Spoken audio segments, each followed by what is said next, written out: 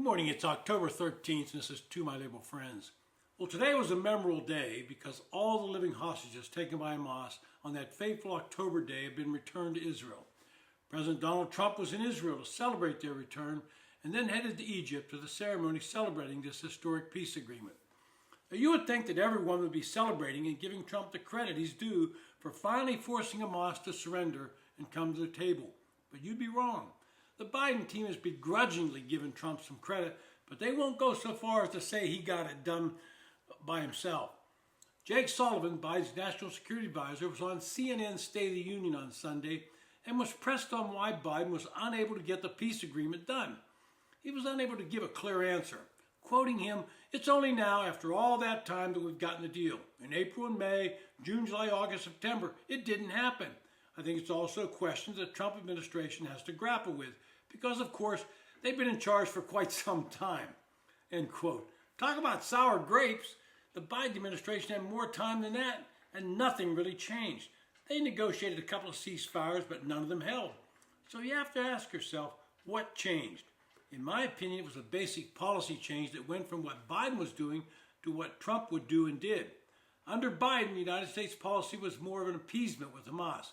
Part of this has to do with Democratic internal politics. With a huge outbreak of pro-Palestinian demonstrations occurring in urban cities and on college campuses, and with much of it morphing into anti-Semitic chants and actions, it made it difficult for Democrats to show support for Israel against the terrorist organizations like Hamas and Hezbollah. The Biden administration took a tack of urging Israel to stop their military operations in Gaza, to pull back and basically allow Hamas to regroup and rearm. Israel resisted these efforts and continued to push forward in crushing Hamas.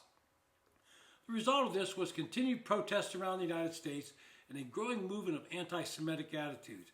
Jewish students were attacked on campuses, and the Biden administration did nothing to stop this behavior because they had aligned themselves with the left wing of the Democratic Party. On that CNN show, Sullivan said, quote, "I'm still holding my breath because I want to see these hostages' families reunited with the hostages who have been going through hell for almost 2 years.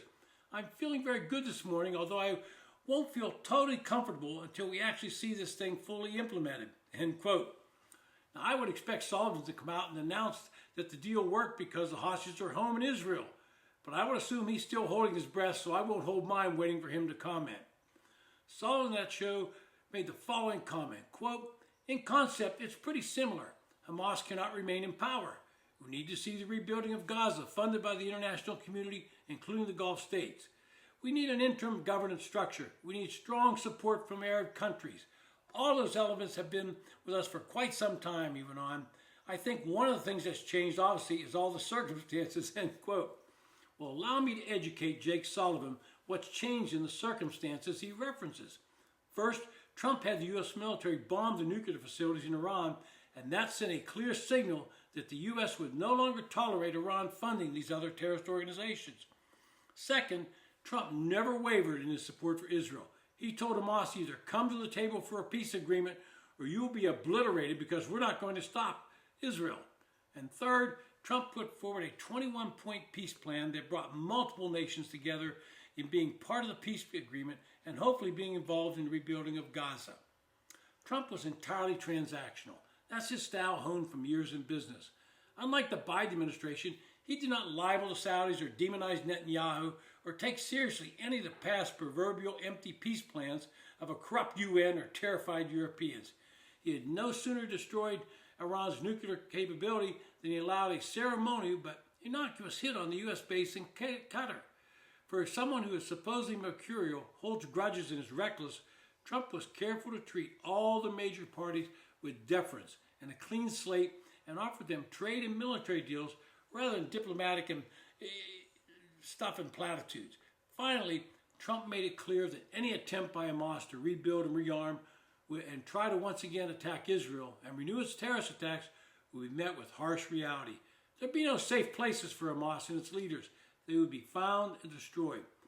We now have a real chance at peace in the Middle East, and I was heartened to see Palestinians celebrating in the streets of Gaza with a peace deal. I have to think these people want peace as well, and now they have a chance to rebuild and construct a new and thriving economy. That alone will ensure lasting peace. This has been To My Liberal Friends. Thanks for listening.